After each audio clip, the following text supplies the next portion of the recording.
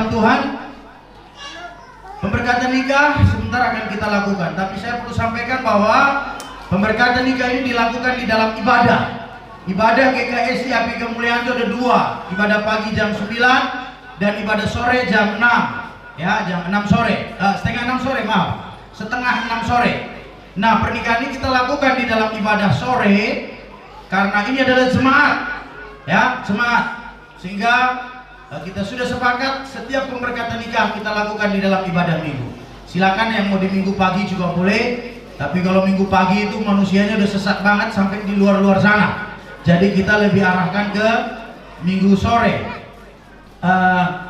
Supaya kalau keluarga dan jemaat baku campur ya lumayan kira-kira seperti ini, gitu ya, seperti ini, tidak terlalu berdesakan. Ini saja sudah cukup panas, gitu ya, karena mohon maaf juga AC kita yang 2 PK paling belakang itu kebetulan tadi malam saya rasakan agak lain, ternyata benar itu rusak itu, ya.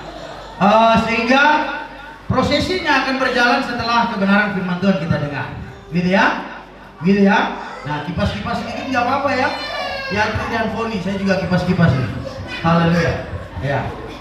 Ini Yatri dari tadi dia duduk, aduh, belum pegang janji nikah saja sudah keringat begini. Sebentar pegang janji nikah jadi apa nih saya?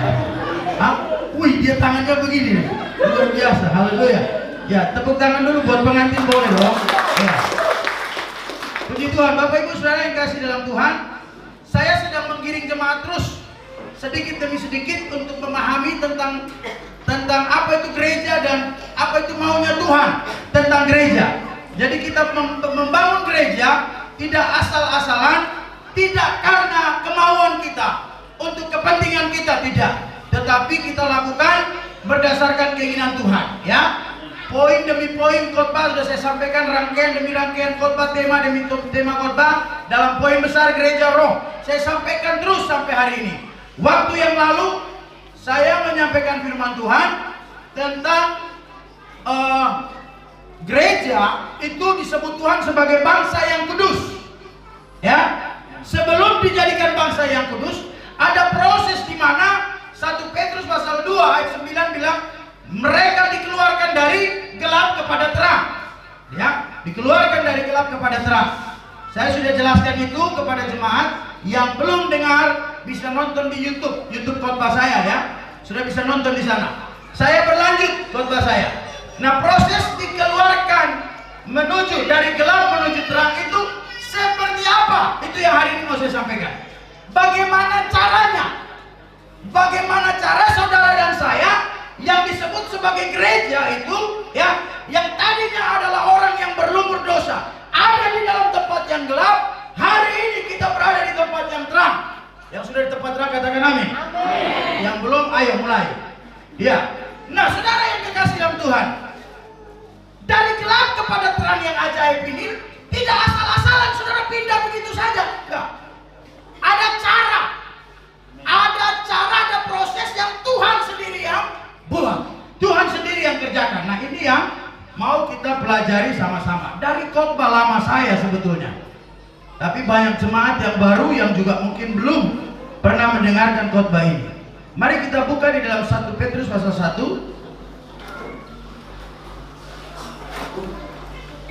1 Petrus pasal 1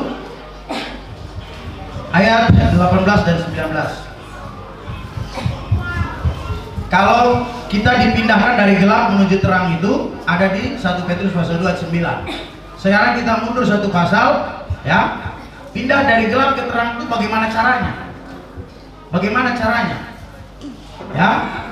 Bagaimana caranya? Nah, ada di 1 Petrus pasal 1 ayat 18 dan 19. Saya minta salah satu jemaat untuk membacakan ayat firman Tuhan ini.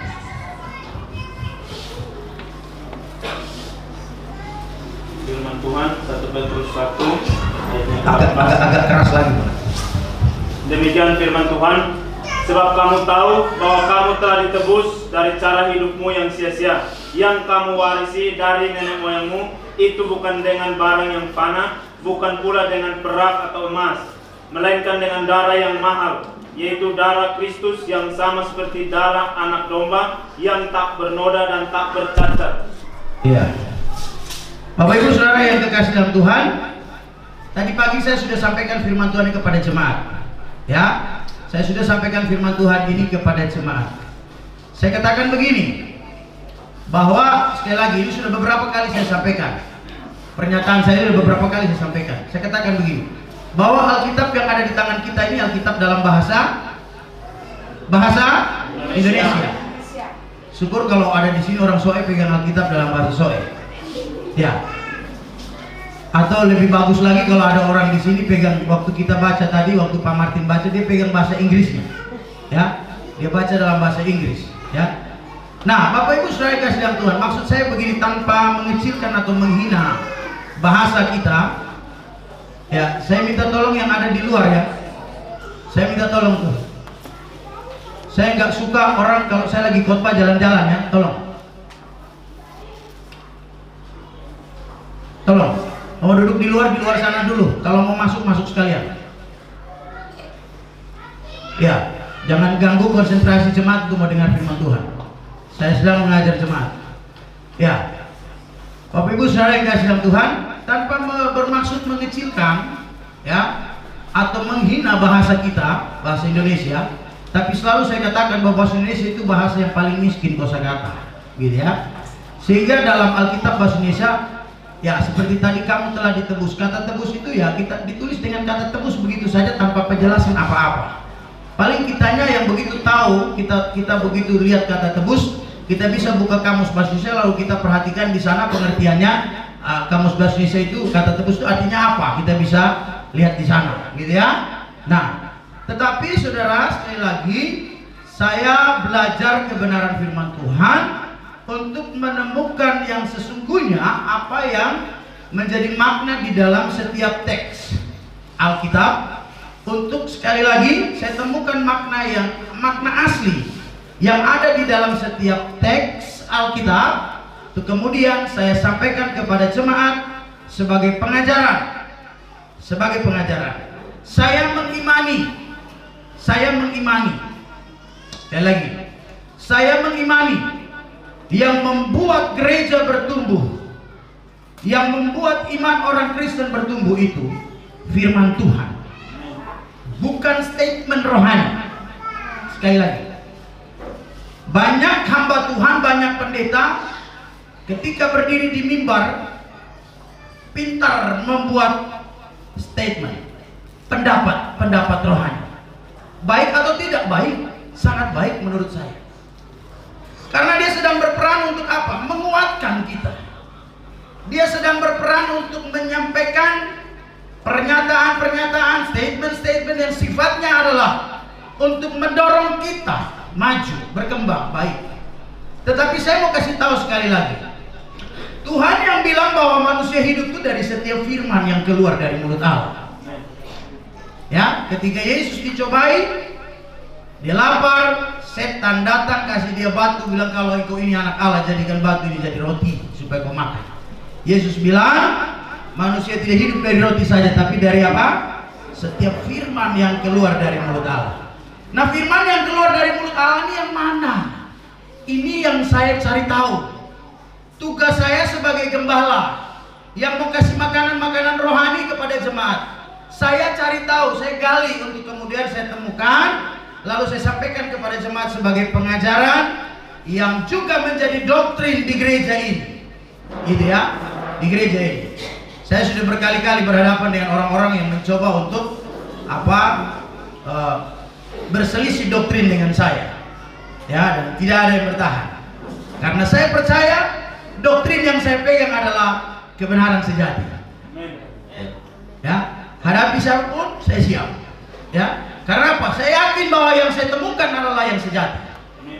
Itu yang saya ajarkan kepada jemaat. Nah, Bapak Ibu Saudara yang kasih dalam Tuhan, singkat supaya khotbahnya nggak lama. Nanti kasihan mereka dua. Di Foni nanti kalau apa make upnya rontok runtuh semua. Ya, bahwa di dalam Alkitab kita ini kata tebus itu dalam bahasa asli muncul 3 kata. Perhatikan, muncul 3 kata dalam bahasa asli. Di sini ada orang teologi, mahasiswa atau apa punya kamus atau punya kitab bahasa Yunani bisa lihat. Ada muncul 3 kata. Kata yang pertama agorazo. kedua ex agorazo.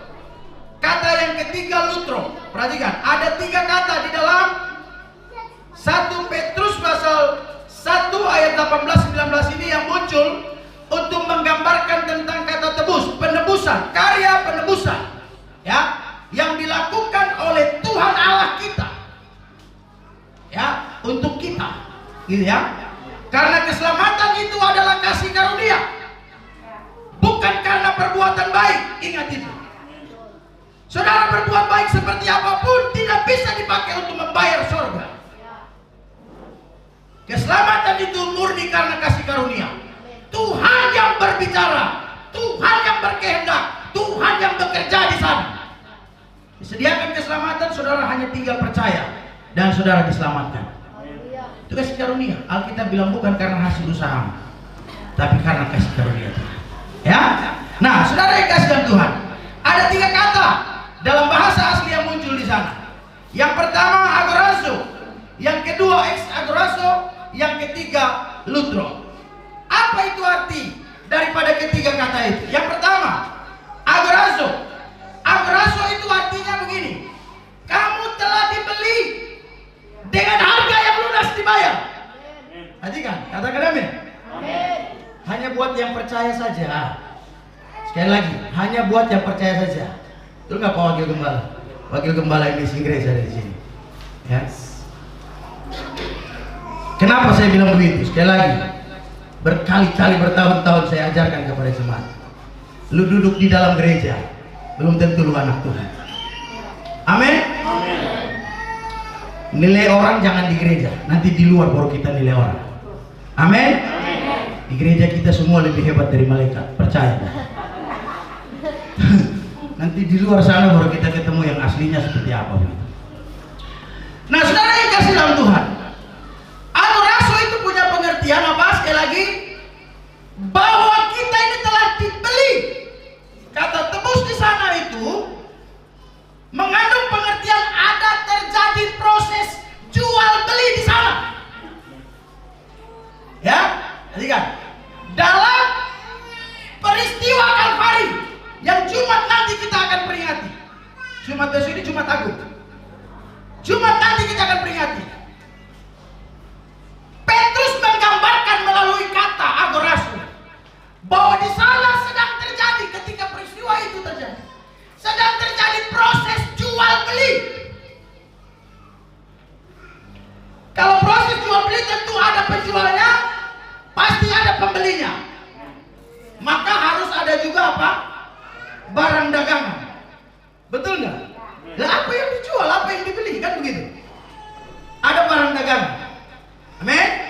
Nah, ini yang jadi cilaka 12 di sini, saudara. Menurut kata agorazo itu dalam peristiwa ini, 1 Petrus yang kita baca ini, Petrus mau kasih tahu kita begini. Pembelinya jelas. Tuhan Yesus, kamu telah dibayar, ditebus dengan apa? Darah yang? Darah siapa? Yesus. Yesus yang beli. Jadi Yesus pembelinya, amin. Kalau begitu penjualnya siapa? Ya, nanti saya jelaskan belakangan sedikit. Ya, sedikit ke belakang. Barang dagangannya, saudara. Di sana dikatakan kata kamu telah di apa? Ditebus. Siapa? Siapa? Dengan pukul dadamu dan bilang saya. Pastikan bahwa kamu tuh saya. Bilang saya. Sudah? Pede amat ya. Saya barang dagangan. Coba sekarang mulai pikir, kok saya jadi barang dagangan ya? Gila bener. Pernah dengar penjualan manusia ya? Penjualan anak pernah dengar ya? Ya, pernah kan? Ya.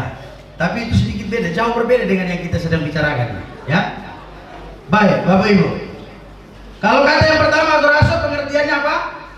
Dibeli dengan harga yang lunas. Sekarang ex agorazo. Maksud ex agorazo itu begini. Bapak, mohon maaf ya. Saya suka bikin contoh supaya jemaat mengerti. Ada handphone Bapak? Ya. Enggak, saya belum minta Pak Duduk. Pak Wakil Gembala Amazing Grace ini pedagang handphone. Saya datang, Pak, handphonenya harga berapa? Handphonenya harga berapa? Mbak Evi bilang harganya 1 juta Pak. Ya, boleh nggak 500? Oh nggak boleh, ya, nggak boleh. Kalau 1,5 boleh, kalau 500 nggak boleh. Loh, harganya tadi 1 juta, kenapa dinaikin jadi 1,5? Ya, dengar, sudah perhatikan supaya sudah tangkap maksudnya. Oke Pak, deal 1 juta ya. Saya ambil uang, saya bayar. Saya kasih Pak Bayi 1 juta, ya kan? Uangnya Pak Bayi ambil, sekarang handphonenya dari saya. Sorry, saya malu kasih keluar dompet kosan. Ya. Sekarang uang saya udah kasih, ini handphone sudah saya bayar dengan harga yang maka handphone ini sekarang jadi milik siapa? Milik siapa? Milik pembeli. Maaf ya, saya di gereja ini buat yang bukan jemaat, saya tipikal berkhotbah, saya mengajar. Ini dia mengajar. Saya perhatikan. Ini handphone saya sudah bayar lunas nih, ya. Maka sekarang jadi milik siapa? Saya. Jadi milik saya. Perhatikan. Tadi saudara barang dagangan kan? Betul kan? Alkitab bilang Yesus pembelinya, betul? Betul? Yesus bayar dengan harga yang lunas. Maka sekarang kamu, saya adalah milik siapa? Tepuk tangan dulu buat Tuhan. Ya, kita adalah milik Yesus. Ya, kita adalah milik Yesus. Ini sekarang jadi milik saya.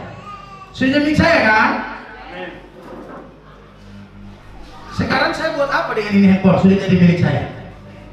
Tentunya saya akan bawa pulang, betul nggak? Betul nggak? Sorry Bapak ya. Kalau ada WhatsApp saya nggak baca, tenang aja. Sekarang saya bawa pulang di handphone. Ya, saya bawa pulang ini handphone. Kenapa? Karena saya sudah beli dengan harga yang lunas. Kenapa? Karena sudah jadi milik saya. Saya nggak kasih tinggal di tangan Pak Bayi lagi. Saya kasih pindah tempat. Kalau tadi di tokonya Pak Bayi, sekarang saya kasih pindah ke rumah saya. Kasih pindah tempat. Sekarang ada di. Kalau tadi di tangannya Pak Bayi, sekarang ada di tangan saya. Pindah tempat. Men? Ex agorazo itu maksudnya begitu. Setelah Yesus bayar kita dengan harga yang lunas,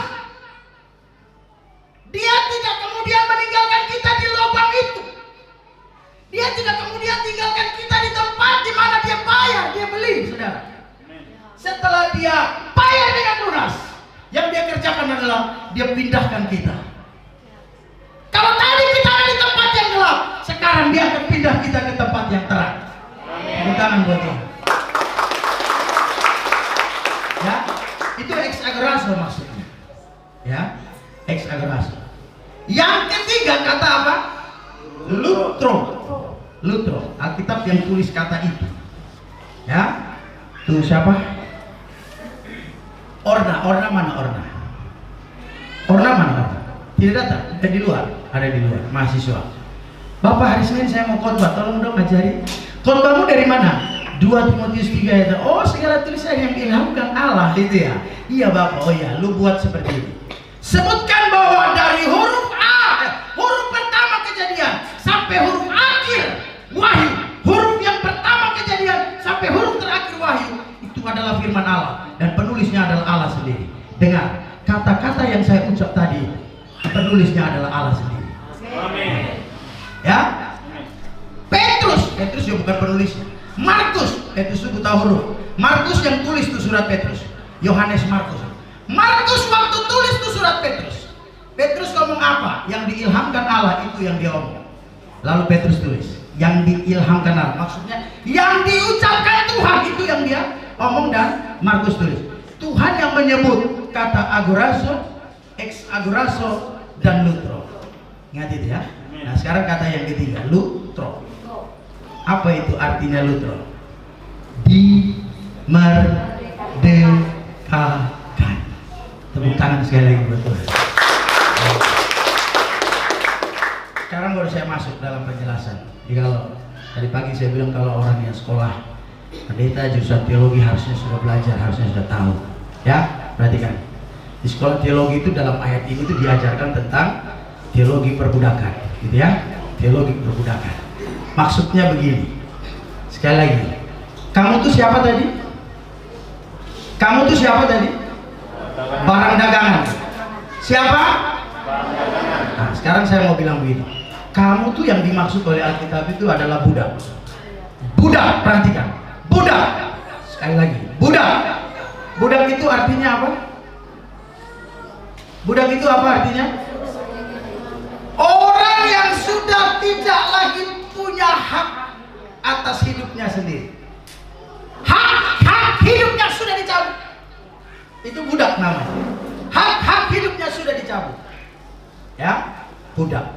Jadi peristiwa ini maksudnya kata Luther itu, saudara dan saya itu budak yang mau dimerdekakan. Ya, budak yang mau di. Sekarang jelas. Pembelinya siapa? Penjualnya siapa? Penjualnya siapa? Siapa? Siapa barang dagangan? Kita ini manusia, budak. Artinya begini. Bapak Ibu. Kata Luther ini mau kasih gambaran kita begini. Dulu kamu adalah budak iblis. Waktu kamu sedang hidup di dalam dosa. Waktu kamu sedang terikat di dalam kejahatan. Waktu kamu sedang melakukan hal-hal yang tidak baik, tidak benar di mata Tuhan. Kamu sedang menjadi budaknya Lucifer. Kamu sedang menjadi budaknya setan. Kamu sedang menjadi budaknya iblis. Ya.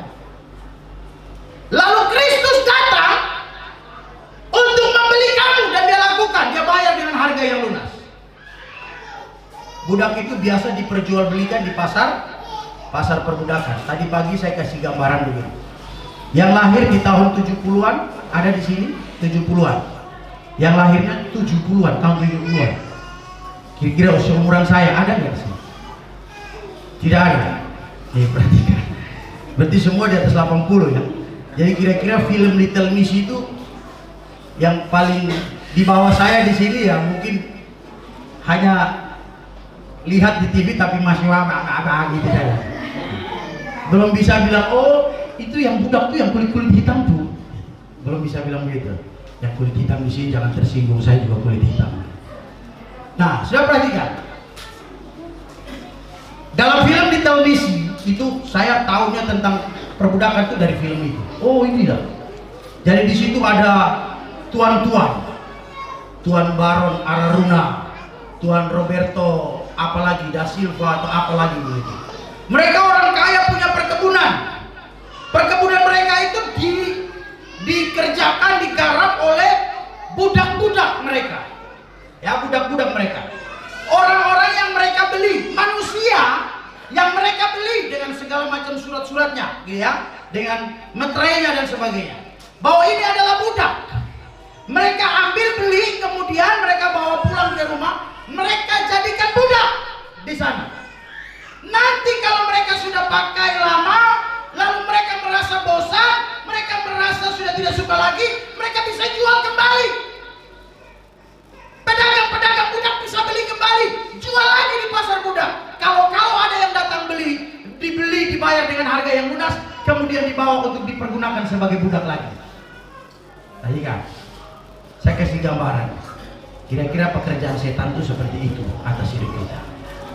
Kemarin sudah terikat dengan apa? Dosa apa? Mungkin ada yang bilang saya pemabuk, Pak. Mungkin ada yang bilang saya berzina, Pak. Mungkin ada yang bilang saya penjudi, Pak. Mungkin ada yang bilang saya tukang pukul istri, Pak. Pak Pendeta. Apalagi, saudara sedang terikat dengan itu, perhatikan. Ketika kita sedang terikat itulah, kita sedang menjadi budaknya setan. Kita sedang diperbudak oleh setan. Ya, hidup kita menderita. Adam dan Hawa diusir keluar dari hidup yang bahagia di Taman Firdaus karena dosa. Karena jatuh di dalam dosa. Perhatikan. Ya, hidup kita menderita. Segala daya upaya kita kerjakan untuk selamat tidak bisa. Akhirnya Tuhan sendiri, sekali lagi, Tuhan sendiri yang beracara. Bapak kirim anaknya hanya untuk mati di kayu salib. untuk menebus kita, menyelamatkan kita. Amin. Datang untuk apa? Membeli kita. Kalau tadi saya kasih gambaran, yang punya budak itu, dia pakai, dia bosan, dia jual, ada tuan lagi yang lain datang beli, dia pakai jadi budak, saudara. Tapi Yesus berbeda. Yesus beli kita, kemudian beli kita sebagai budak, tapi kemudian dia tidak menggunakan kita sebagai budak, tapi dia merdekakan kita. Amin. Amin. Tapi begini, saudara, saya mau kita baca satu ayat dulu yang juga ada kata lutro muncul di sana. Roma pasal 6 ayat 18. Tolong saya mau persingkat khotbah ini biar cepat selesai.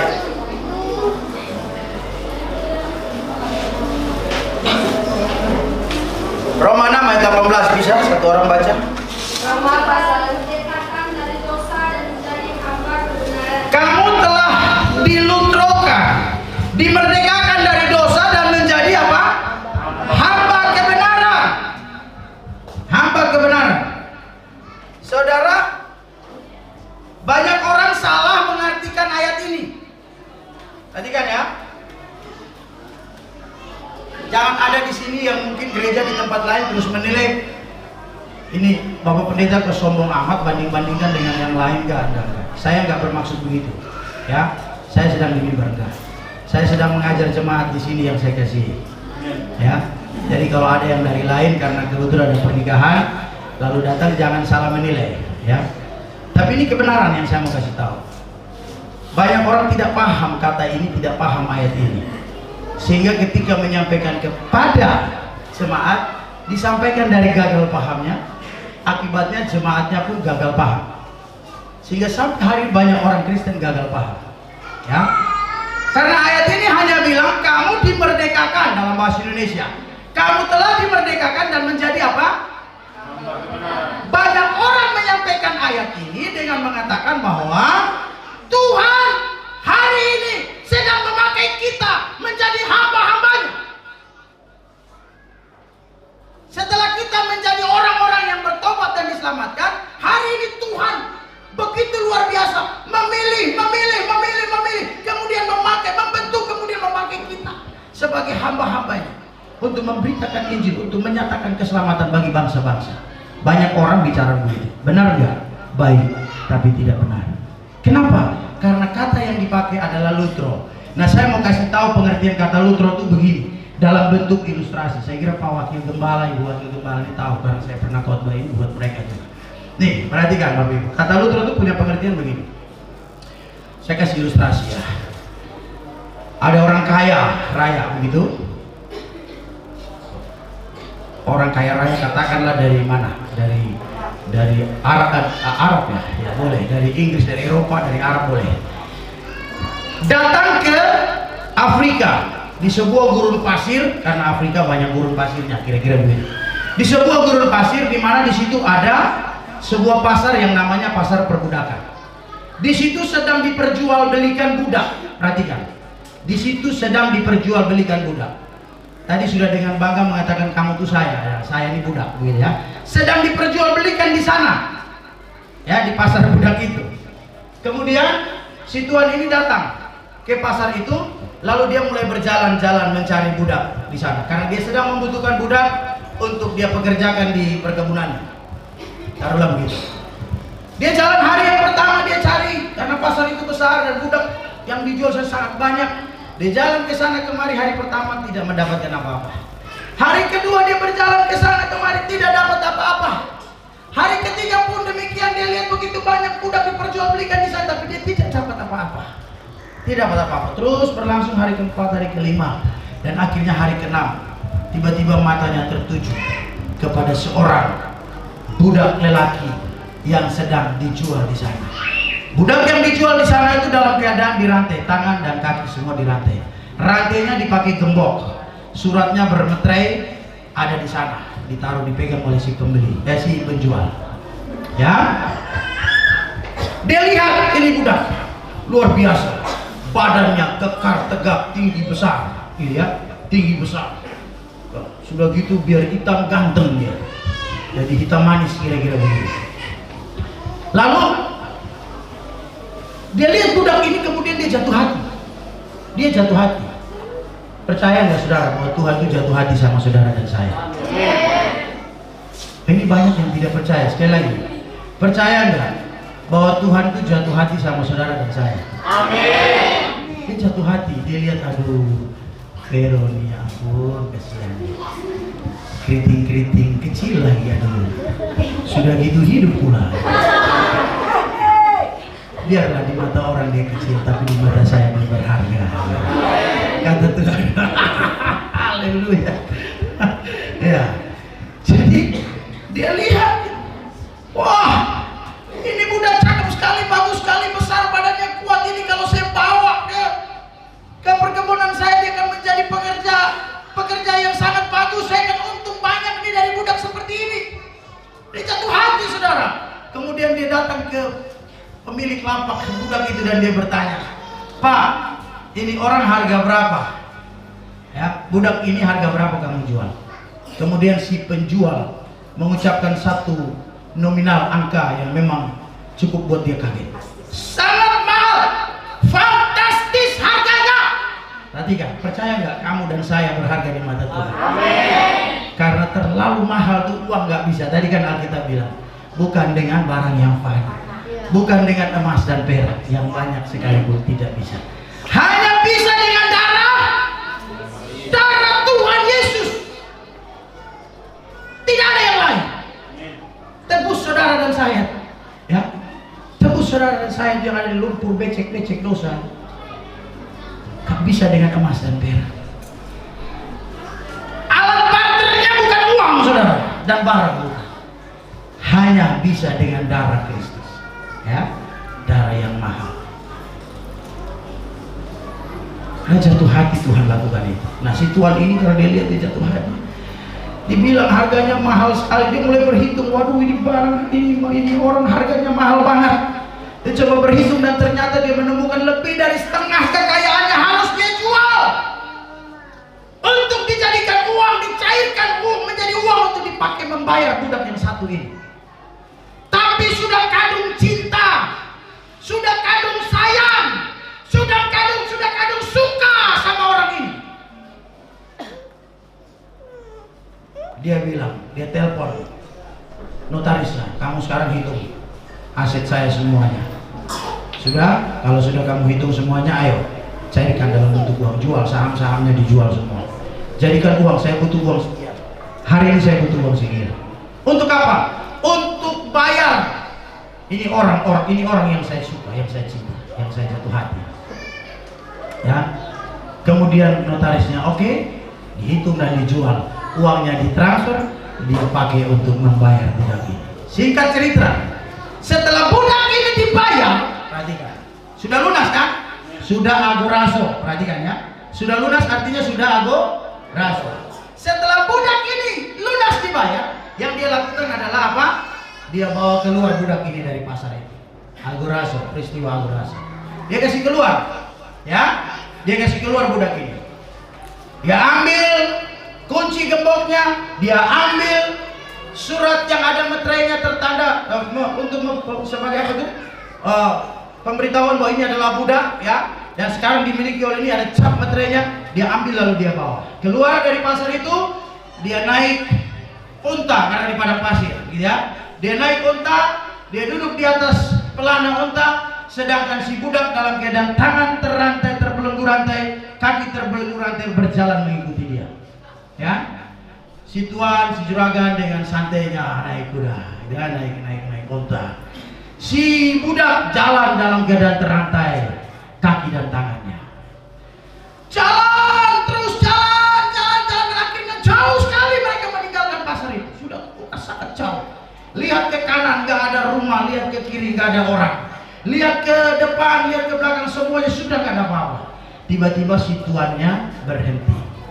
Onta berhenti, tuan lompat dari atas onta. Perhatikan, nanti saudara gagal paham. Tuan lompat turun dari onta. Lalu tuan datang ke, si tuannya ini datang ke budak. Tiba-tiba dia ambil dari kantong pelana, dia ambil kunci. Dia datang ke budak itu dan dia bilang, mana tanganmu? Dia buka rantai yang ada di tangan. Sekarang dia tunduk dan Terima kasih ya. Sekarang dia tunduk dan dia buka rantai yang ada di kaki. Si budak ini terheran-heran, ini maksudnya apa? Maksud si tuannya apa? Kok tangan saya dibuka rantainya? Saya kan budak, harusnya dirantai. Kok kaki saya dibuka? Harusnya dirantai. Akhirnya si tuan bilang begini. Sebelum itu si tuan ambil lagi itu kertas ada cincin materai ya. Dia meteraikan di sana, dia bilang begini. Dia bilang sama budak begini. Si budak masih dalam keadaan terheran-heran. Dia bilang begini. Ambil ini. Ini adalah surat pembebasanmu hari ini. Di dalam surat ini tertera ada klausul-klausul di situ. Salah satunya mengatakan bahwa mulai hari ini, sejak terhitung hari ini, seluruh hak hidupmu dikembalikan. Kamu jadi orang merdeka hari ini. Bawa surat ini dan pergi. Mulailah hidupmu. Bangun hidupmu sebagai orang merdeka mulai hari ini. Tuhan kasih surat dan bilang begini. Kamu sudah merdeka. Lutro belum selesai. Sampai di situ kalau saya berhenti orang pasti masih gagal paham. Perhatikan. Setelah surat itu diambil, budak ini terheran-heran. Loh Tuhan, nggak bisa begini dong. Kan saya Tuhan beli dengan harga yang sangat mahal, nggak bisa. Saya mau ikut Tuhan, gitu kan? Si Tuhan bilang, enggak, kamu silakan pergi. Masih orang Kupang bilang patola hela di situ. Si Tuhan lompat naik ke atas onta dan dia pergi. Saya gambarkan begini. Tuannya pergi, pakai onta cepat sekali dia jalan pergi. Ini si budak juga berdiri terheran-heran masih melongo. Ini orang waras enggak ya? Jangan-jangan dia nggak waras. Kan harga saya mahal sekali. Kenapa dia bukan pakai saya kok malah dia jadikan saya orang merdeka? Ya kan? Nah, tapi karena Tuhan bilang pergi, ya udah dia balik juga. Tuannya pergi dengan sukacita karena telah membebaskan, memerdekakan orang yang dia kasih, dia sayang. Tuannya dengan sukacita. Haleluya. Ku mau nyanyi tentang dia, haleluya. Ya kan? Tuannya sukacita, senang, begitu luar biasa. Kayak Tante Yuli tadi. Apa tuh lagunya tadi? Luar biasa, ya. Tapi si budak beda.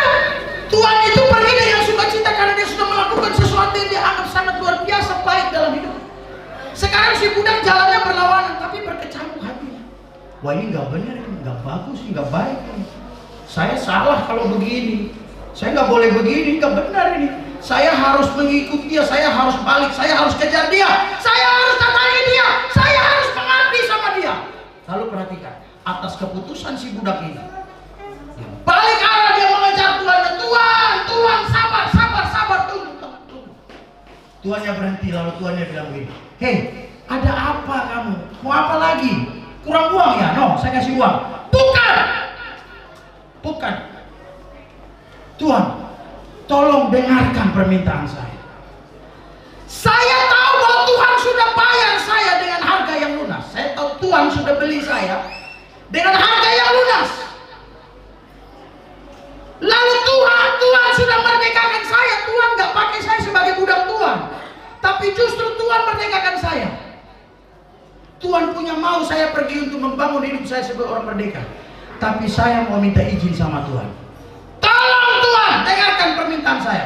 Izinkan saya dalam posisi saya hari ini sebagai orang merdeka. Saya mau mengabdi sama Tuhan sampai akhir hidup saya. Jadi kata Lutro itu pengertiannya bukan Tuhan kasih merdeka saudara dan saya, lalu karena dia merasa bahwa dia sudah bayar dengan harga yang mahal, lalu dia pakai saudara saya sebagai hambanya. Enggak. Kata Lutro itu bicara begini saudara.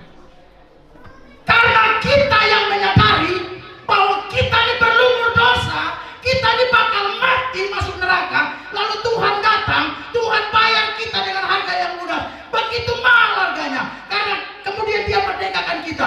Maka sekarang keputusan itu muncul dari hati kita, keputusan itu lahir dari hati kita untuk datang kepada Tuhan kita Yesus Kristus, lalu berlutut dan bilang sama dia, Tuhan, saya tahu Engkau merdekakan saya, tapi izinkan saya untuk sampai akhir hidup saya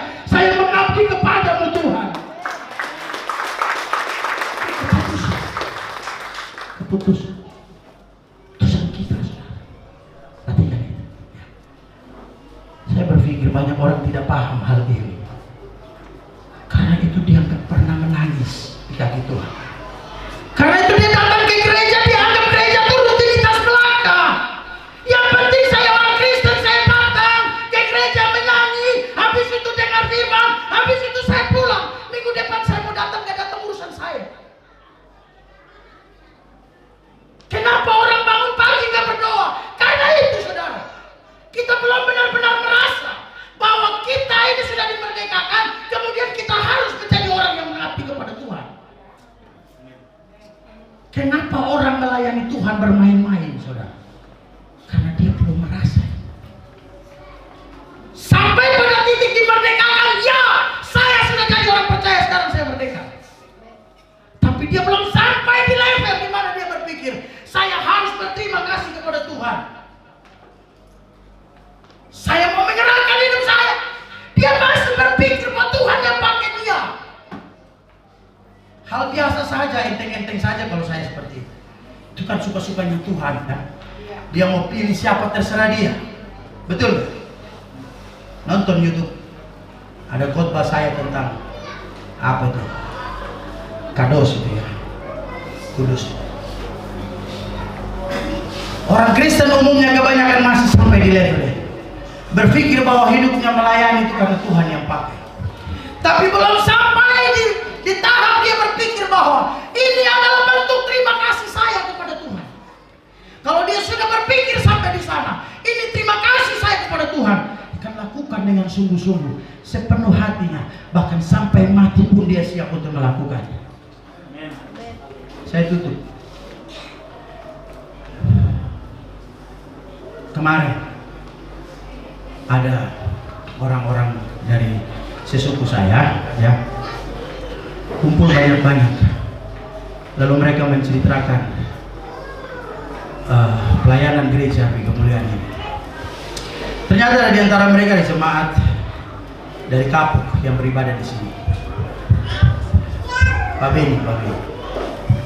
Beni ini sudah banyak menceritakan tentang pelayanan ini ke mereka. Lalu ini yang dituakan dia bicara sama saya. Jakarta ini banyak orang alor jadi pendeta, tapi kok ini kita baru dengarnya ada pendeta orang alor punya pelayanan seperti ini. Saya tanya, pelayanan yang mana?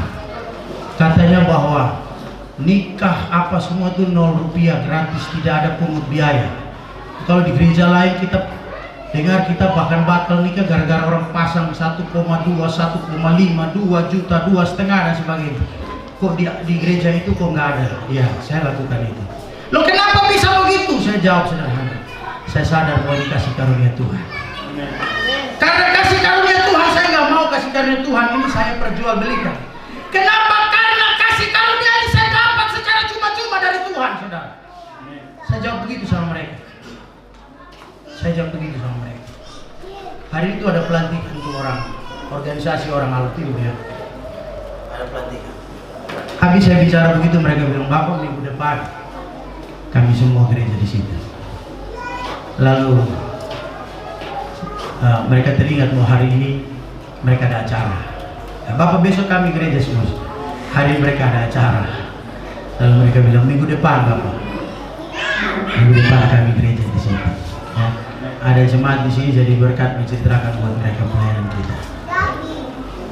Itu komitmen saudara, semua yang bersama saya, pewakil gembala dan semua pelayan Tuhan, ya, itu komitmen bagi Pak.